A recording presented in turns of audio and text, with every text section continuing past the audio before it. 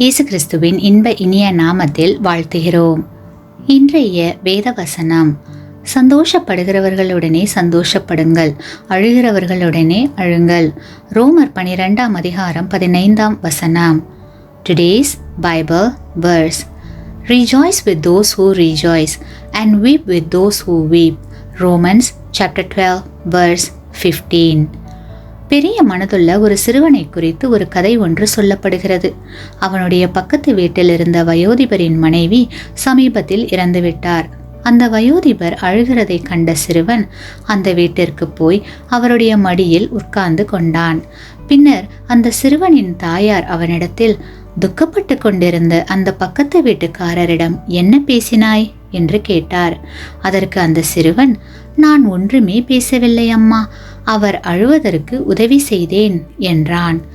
ஆழ்ந்த துக்கத்தில் இருக்கும் ஒருவருக்கு சில வேளைகளில் நாம் செய்யக்கூடிய மிக சிறந்த உதவி அவர் அருகில் அமர்ந்து ஒன்றும் பேசாமல் அவர் கைகளை பிடித்து கொண்டு அவரோடே அழுவதுதான். நாம் சொல்லும் ஞானமுள்ள ஆறுதல் வார்த்தைகளை விட இதுவே ஆறுதல் அளிக்கும். வாழ்க்கையின் மிக துன்பமான தனிமையான பாதையில் பயணம் செய்கிறவர்களுக்கு சில நேரங்களில் நாம் செய்யக்கூடிய மிக சிறந்த காரியம் அவர்கள் அழ உதவுவதே. மற்றவர்களுடைய துக்கத்தை நாம் பகிர்ந்து கொள்வது மிகவும் அவசியம். கிறிஸ்துவுக்குள் பிரியமான சகோதர சகோதரிகளே, பகிர்ந்து கொள்ளப்பட்ட வேதனை பாதியாக்கப்பட்ட வேதனை ஆகும்.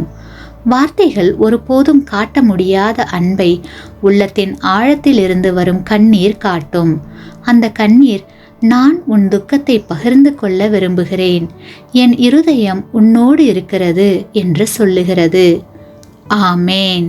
நீங்கள் பெற்ற இந்த ஆசீர்வாதத்தை மற்றவர்களோடு பகிர்ந்து கொள்ளுங்கள்.